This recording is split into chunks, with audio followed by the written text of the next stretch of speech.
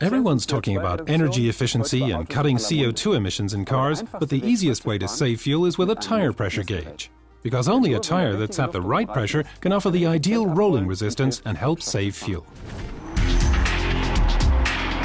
Studies regularly confirm that more than half of all drivers don't have enough air in their tires. If all cars had the correct pressure in their tires, it would bring about a far greater reduction in CO2 emissions than if every car were fitted with low rolling resistance tires.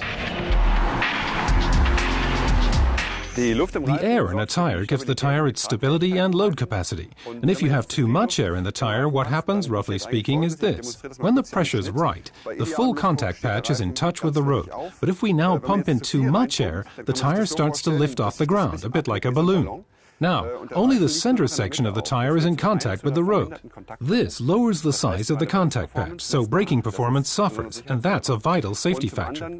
I also get a less comfortable ride, because the effect is like firming up the suspension, and we don't want that. If there's not enough air in a tire, it will run almost entirely on the shoulders, so there's very high wear on the shoulders and a very irregular wear pattern.